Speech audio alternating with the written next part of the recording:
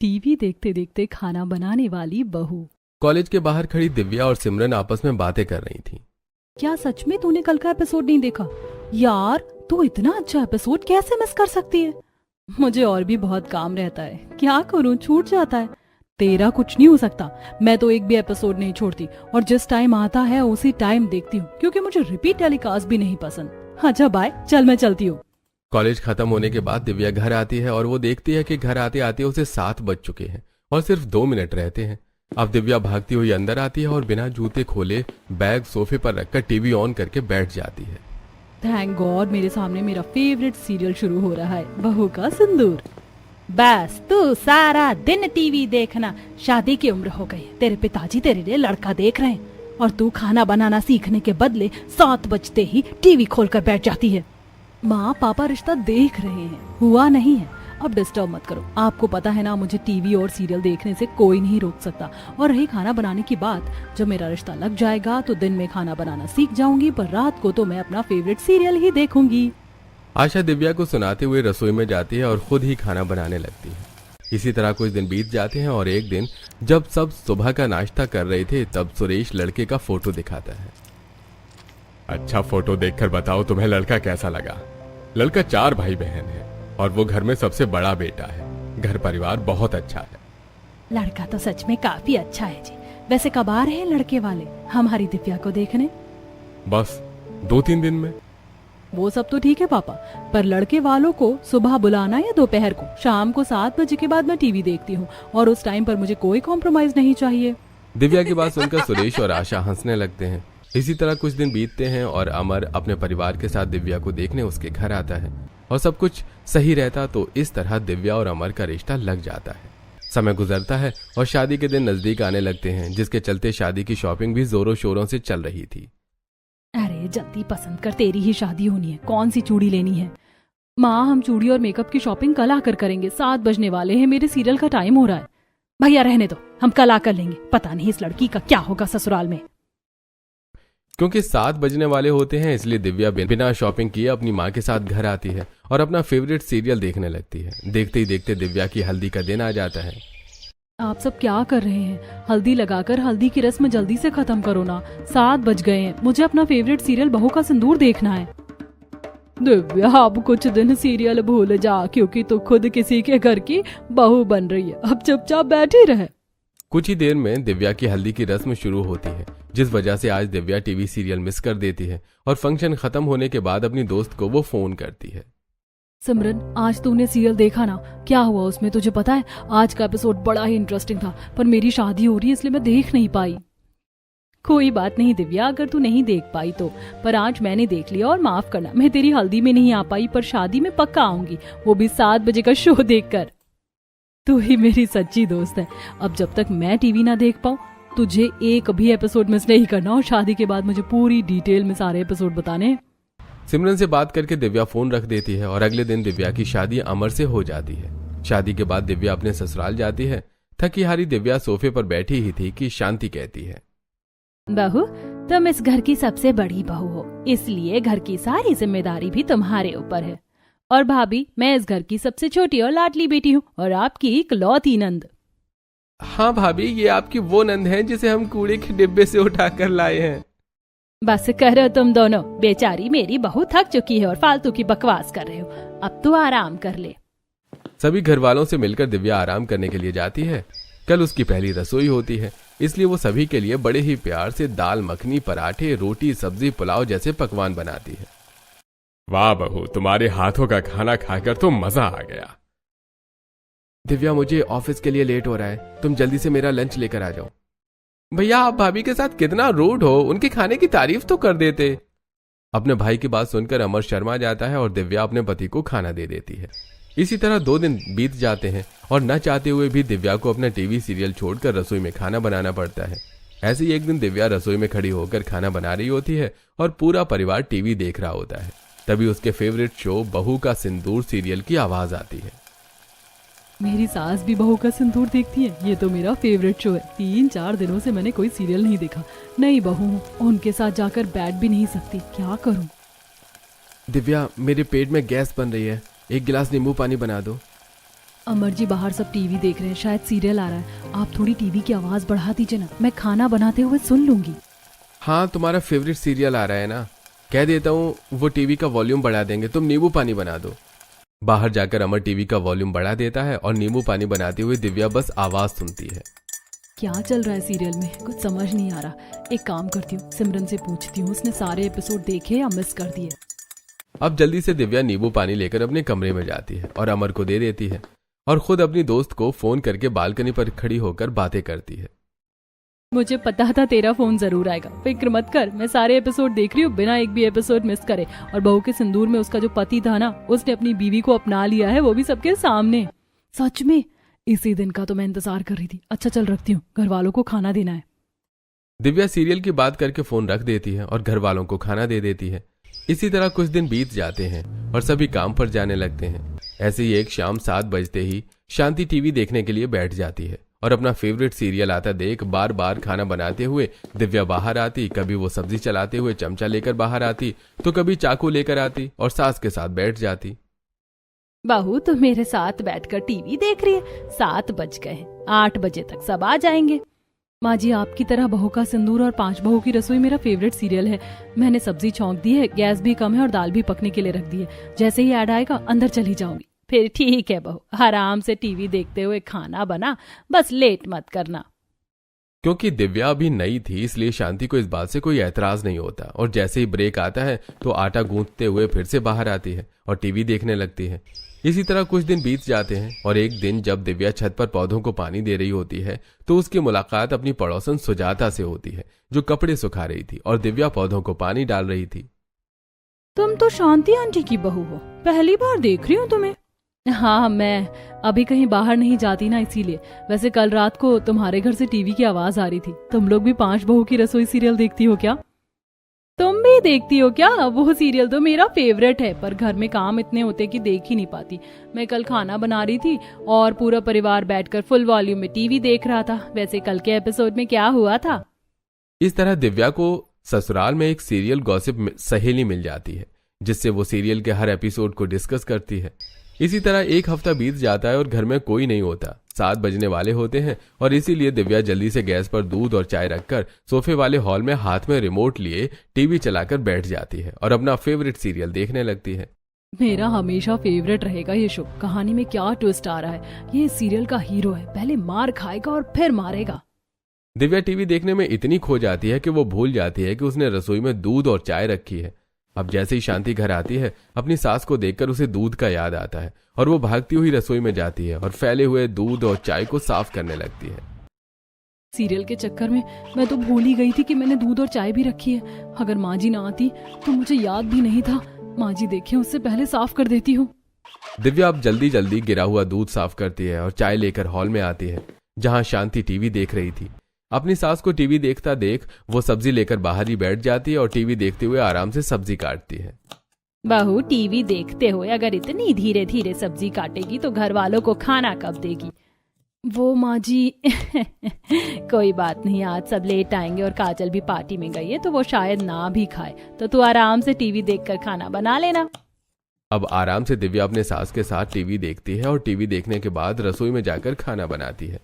समय गुजरता है और दिव्या अपने असली रूप में आने लगती है। ऐसे ही एक शाम शांति और दिव्या बाजार जाते हैं। भैया मैं कब से खड़ी हूँ, पहले मेरे 3 किलो आलू कर दो।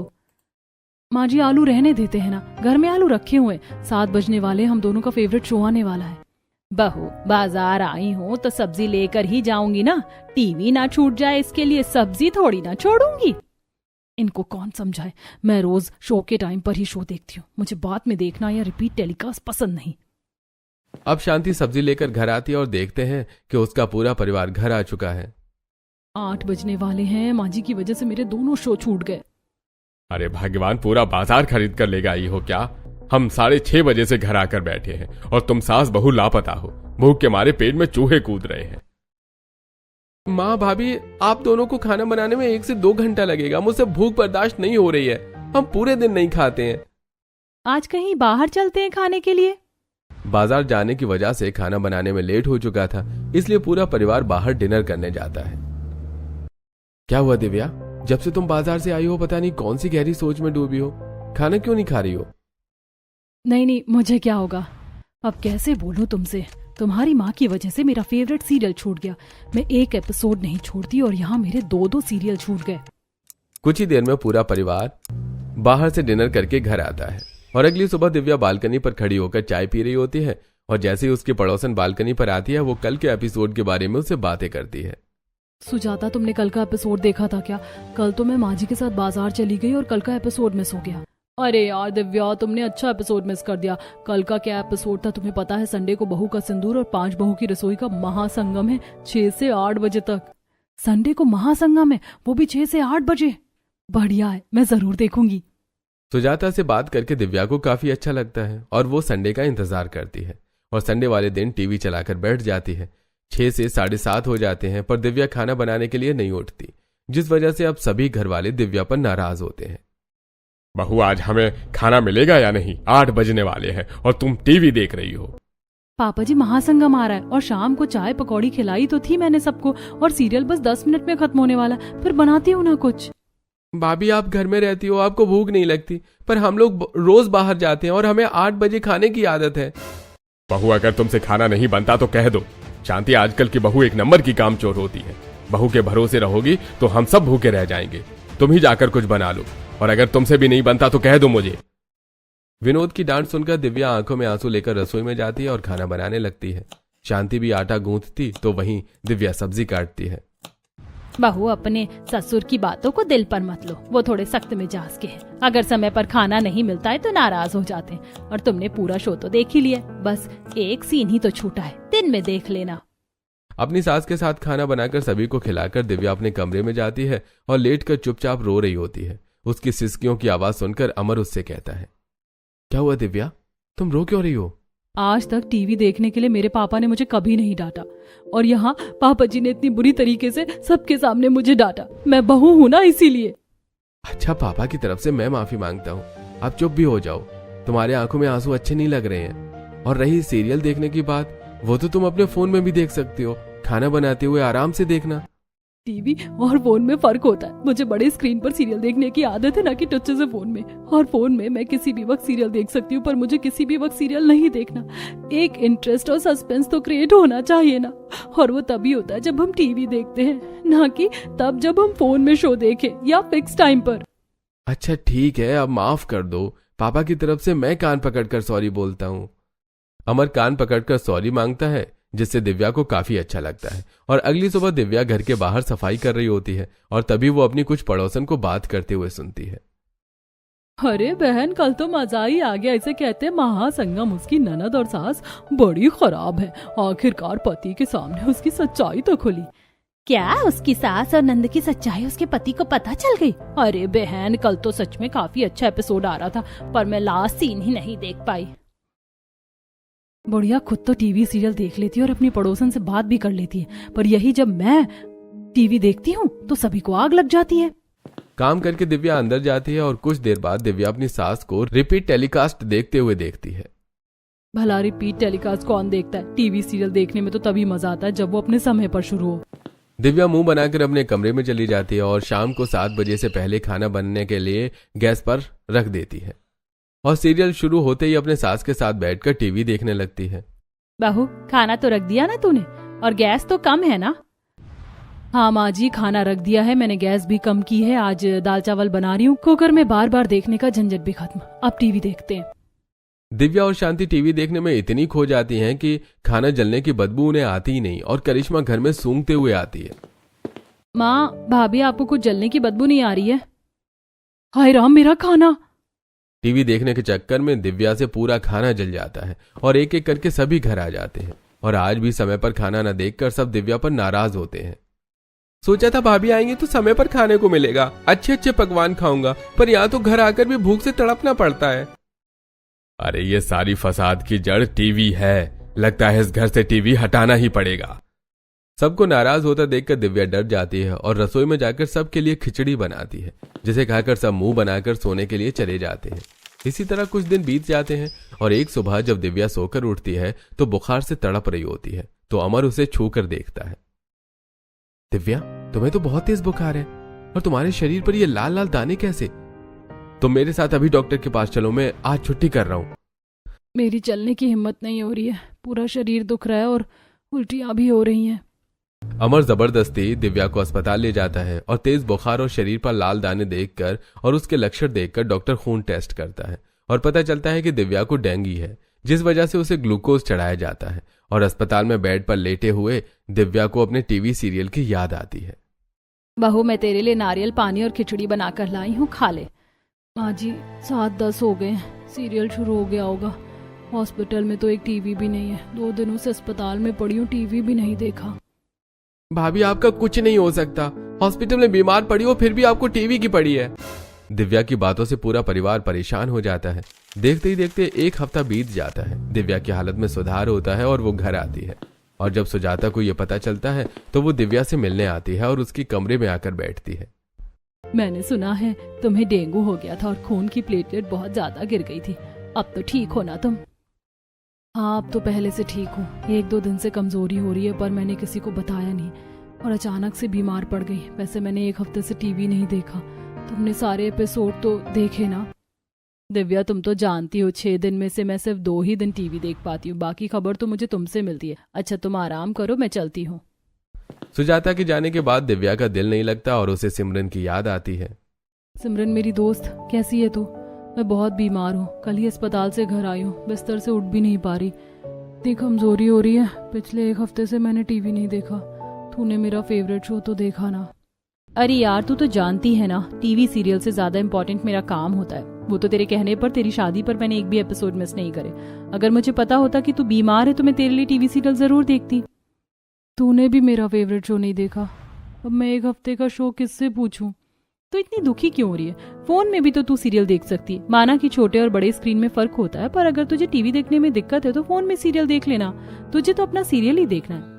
और हाँ, सब्सक्रिप्शन करेगी तो उसमें ऐड फ्री होगा। और अगर तुझे अपना इंटरेस्ट और सस्पेंस बरकरार रखना है तो सब्सक्रिप्शन मत लेना, और जैसे टीवी में हर रोज अपने टाइम पर देखती है वैसे ही फोन में देखना। वैसे मुझे फोन में सीरियल देखना बिल्कुल पसंद नहीं, पर यह आइडिया बुरा नहीं, क्योंकि मेरे ससुराल वालों को मेरे टीवी देखने से बड़ी दिक्कत है।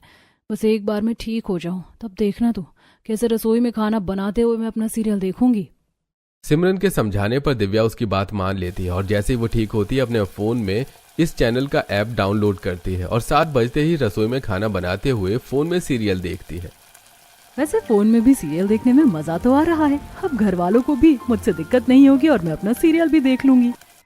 क्या बात है माँ, 7 बज गए, तुम भाभी का फेवरेट सीरियल टीवी में देख रही हो और भाभी खाना छोड़कर बाहर नहीं आई। लगता है बीमार होने के बाद भाभी सुधर गई है।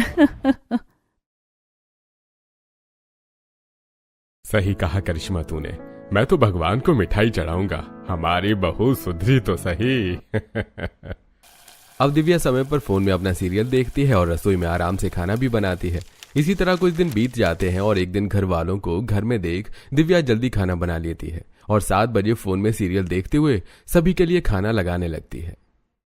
दिव्या, आज तुमने खाना जल्दी बना लिया और 7 बजे खाना भी लगा रही हो। दिव्या के हाथ में फोन था, वो फोन में देख रही थी और दूसरे हाथ से खाना परोसती है। आप सब घर में है ना, और जिस दिन सब घर में होते हैं सबको जल्दी खाना होता है। वो सब तो ठीक है भाभी, पर आप फोन में क्या देख रही हो? आपने रोटी पर ही सब्जी डाल दी। सॉरी देवर जी, 7 बज गए हैं, मैं फोन में अपना सीरियल देख रही हूँ। आप सब आराम से खाना खाओ। कुत्ते की पूंछ कभी सीधी नहीं हो सकती। हमें लगा हमारी बहू सुधर गई, पर हमारी बहू तो टीवी से निकलकर फोन में घुस गई। अब देखो बहू कौन सी नई गलती करती है। शांति की बात सुनकर सब हंसने लगते हैं और एक साथ खाना खाते हैं।